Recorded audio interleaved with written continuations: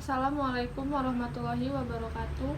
Saya Yesika Meida Heriani, NPM 1742011025, akan menjelaskan materi terkait isu politik hukum pidana yang bertema kebijakan dalam upaya pencegahan dan perlindungan hukum korban tindak pidana perdagangan orang atau human trafficking dengan judul Polri ungkap kasus human trafficking berkedok kuliah. Berdasarkan Undang-Undang Nomor 21 Tahun 2007 tentang Pemberantasan Tindak Pidana Orang adalah tindak perekrutan, pengangkutan, penampungan, pengiriman, pemindahan, atau penerimaan seseorang dengan ancaman kekerasan, penggunaan kekerasan, penculikan, penyekapan, pemalsuan, penipuan, penyalahgunaan kekuasaan atau posisi rentan, penjeratan utang atau memberi bayaran atau manfaat, sehingga memperoleh persetujuan dari orang lain yang memegang persetujuan dari orang yang memegang kendali atas orang lain tersebut, baik dilakukan di dalam negara maupun antar negara, untuk tujuan eksploitasi atau mengakibatkan orang tereksploitasi, di mana masih banyak kasus implementasinya masih sangat lemah karena selama ini penegakan hukum lebih banyak menggunakan kitab undang-undang hukum pidana untuk menjerat pelaku perdagangan manusia atau trafficking, yang dimana setiap tahunnya angka kenaikan kasus tersebut masih terus menaik. Dan bisa kita lihat contoh kasus yang akan saya jelaskan berikut ini. Polri menegaskan komitmen Indonesia dalam meningkatkan upaya pemberantasan tindak pidana perdagangan orang atau human trafficking dan perlindungan korban di berbagai lini, baik di tingkat nasional, bilateral, regional, maupun multilateral. Wakil Direktur Tindak Pidana Umum, Wadir Tipidum, Bareskrim Polri Kombes Agus Nugroho mengatakan, penegasan itu diwujudkan dengan membongkar TPPO yang terjadi di seluruh wilayah Indonesia. Begitu juga modus operandi yang baru-baru ini berhasil diungkapkan.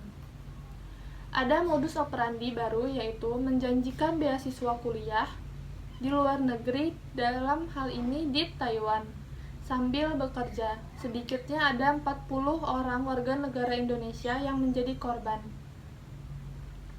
Para tersangka ini menawarkan kepada calon korban untuk mengikuti program kuliah dan bekerja di Taiwan dengan hanya bermodalkan uang administrasi sebesar 35 juta. Korban itu kebanyakan berasal dari wilayah Lampung, Jawa Barat, dan Jawa Tengah. Bagi para calon pekerja yang tidak mampu membayar administrasi, pihaknya akan menalangi dengan catatan sesudah para korban berkuliah sambil bekerja di Taiwan, penghasilannya sebagian akan digunakan untuk melunasi biaya administrasi tersebut. Permasalahan ini muncul setelah mereka bekerja di Taiwan selama 18 bulan. Ternyata janji yang ditawarkan saat di Indonesia tidak sesuai dengan kenyataan.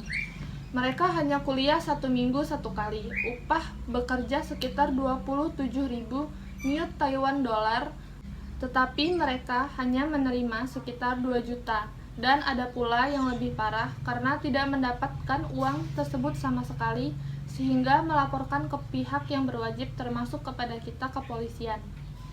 Dalam menjalankan aksi, kedua pelaku itu berbagi tugas. Tersangka Mujiono berperan sebagai orang yang menampung, membantu medikal dan pembuatan paspor. Selanjutnya, Lukas berperan sebagai orang yang mengurus segala sesuatu yang berkaitan dengan keberangkatan calon pekerja migran Indonesia dan pihak yang berkoordinasi dengan agensi luar negeri tersebut. Para korban diberangkatkan sebagai PMI secara non-prosedural. Namun, setibanya di Taiwan, calon PMI itu tidak mendapatkan gaji yang seharusnya. Mujiono telah beraksi sejak 2018 sampai dengan tahun 2019. Dengan memberangkatkan 9 orang. Sementara itu, Lukas telah beraksi sejak 2017 hingga tahun 2019 dengan memberangkatkan 75 orang. Dari para tersangka, polisi menyita 2 bundel fotokopi dokumen korban, 1 bundel fotokopi surat-surat koperasi Asalam Karya Manunggal, dan 1 bundel fotokopi dokumen PT Asalam Karya Manunggal, dan 4 handphone dengan berbagai merek. Atas perbuatannya, para pelaku dijerat pasal 4 dan pasal 10 Undang-Undang Nomor 21 Tahun 2007 tentang pemberantasan tindak pidana perdagangan orang dengan ancaman hukuman maksimal 15 tahun penjara serta pasal 83 dan pasal 86 huruf B Undang-Undang Nomor 18 Tahun 2017 tentang perlindungan pekerja migran dengan ancaman hukuman pidana penjara maksimal 10 tahun atau denda 15 miliar. Dari kasus di atas bisa kita lihat bahwa perdagangan orang saat ini menjadi kejahatan nomor 3 di dunia, setelah perdagangan narkotika dan perdagangan gelap senjata. Perdagangan orang termasuk pelanggaran hak asasi manusia dengan korban perdagangan orang yang biasanya kebanyakan perempuan, anak-anak, dan masyarakat dengan ekonomi ke bawah. Pendapatan yang dihasilkan sangatlah menggiurkan sepadan dengan risiko yang harus dijalankan.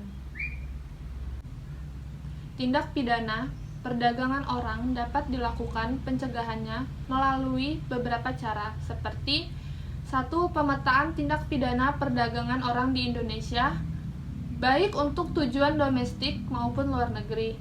Yang kedua, meningkatkan pendidikan masyarakat, khususnya pendidikan alternatif bagi anak-anak perempuan, termasuk dengan sarana dan prasarana pendidikannya.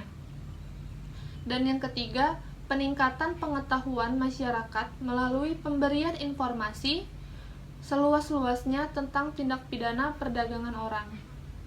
Namun sayangnya, Indonesia juga masih dianggap kurang bisa menangani kasus perdagangan orang ini, dikarenakan penegakan hukumnya yang masih kurang baik atau bisa dianggap buruk.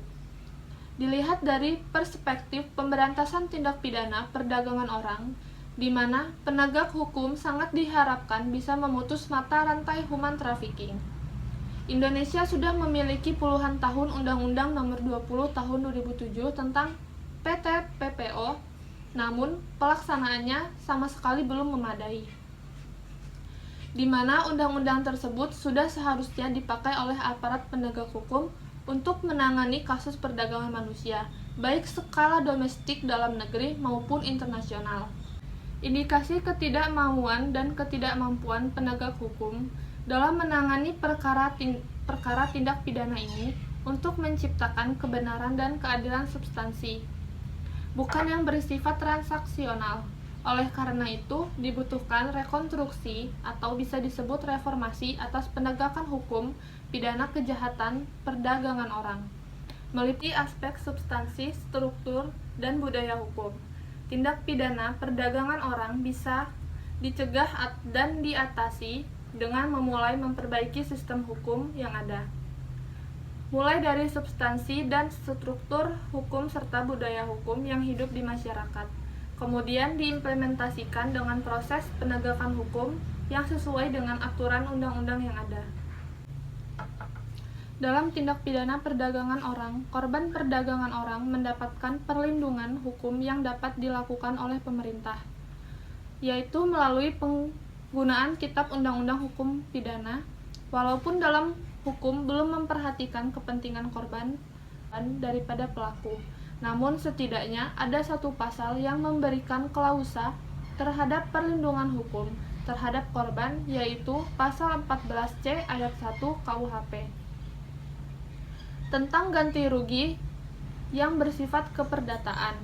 Menurut pasal tersebut, materi muatan dalam KUHP sudah sedikit memberikan perhatian khusus terhadap korban, dan perlindungan terhadap kejahatan perdagangan orang tertera pada Undang-Undang Nomor 21 Tahun 2007 tentang pemberantasan tindak pidana perdagangan orang, khususnya pada pasal 43 ayat 1 ganti kerugian dan rehabilitasi medis dan sosial serta reintegrasi yang harus dilakukan oleh negara, khususnya bagi korban yang mengalami penderitaan fisik, psikis, dan sosial akibat tindak pidana perdagangan orang. Kemudian, pada pasal berikutnya terdapat pada pasal 44, pasal 47, pasal 48, dan pasal 51 hingga pasal 54 Undang-Undang Nomor 21 Tahun 2007 yang berturut-turut mengatur tentang kerahasiaan identitas korban, hak mendapat restitusi atau ganti rugi, baik terkait hak milik, biaya selama pengemban proses hukum, baik di dalam negeri maupun di luar negeri, dan restitusi tersebut harus dicantumkan sekaligus pada amar putusan pengadilan. Dalam kasus tindak pidana perdagangan orang yang semakin marak, pemerintah atau penegak hukum harus lebih tegas lagi terhadap permasalahan tersebut, agar kasus perdagangan orang tidak semakin marak lagi.